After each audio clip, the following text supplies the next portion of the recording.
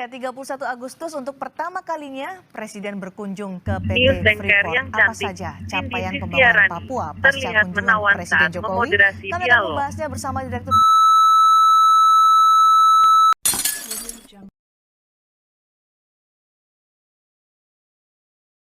Ya, 31 Agustus untuk pertama kalinya Presiden berkunjung ke PT Freeport. Apa saja capaian pembangunan Papua pasca kunjungan Presiden Jokowi?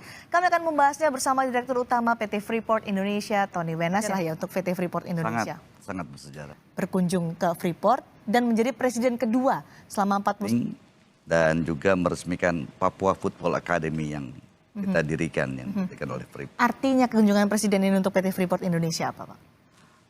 Tentu ini merupakan satu acknowledgement lah yang bagus dari Presiden Republik Indonesia. Dan dia bisa melihat langsung operasi kita dengan tingkat kesulitan yang sangat tinggi, dengan medan yang sangat sulit. Kan itu tambang terbukanya di ketinggian 4.200 meter. Oke. Dan Pak Presiden juga pergi ke tambang terbuka, melihat langsung, walaupun tambang terbuka sudah tidak aktif, tapi melihat langsung bagaimana tingkat kesulitannya dan komplikasinya. Pengolahan penambangan, operasi pertambangan kita di Grasberg. Juga Pak Presiden ke tambang bawah tanah. Oh ya? Ke tambang bawah tanah. Jadi ketika berkunjung ke PT Freeport Indonesia untuk pertama kalinya, ingin melihat langsung bagaimana operasional PT Freeport Indonesia, diajak kemana saja waktu itu, Pak?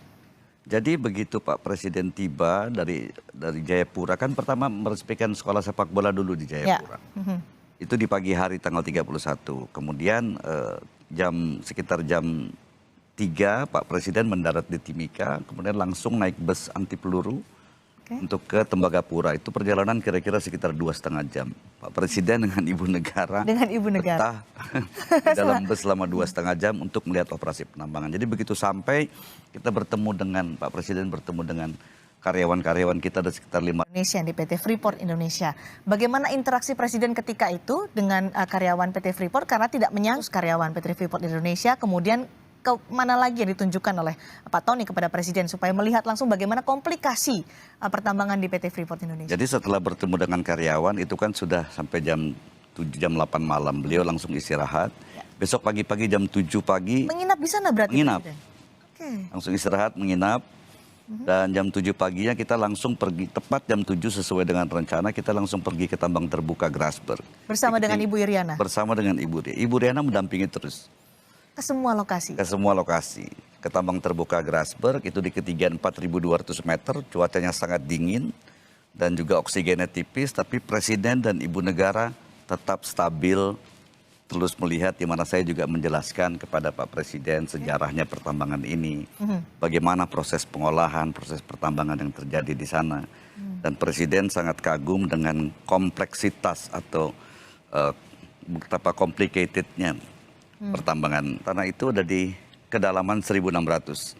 Situ Pak Presiden melihat langsung ada masjid dan gereja di tambang bawah tanah, yang merupakan masjid dan gereja terdalam di Indonesia. Wow.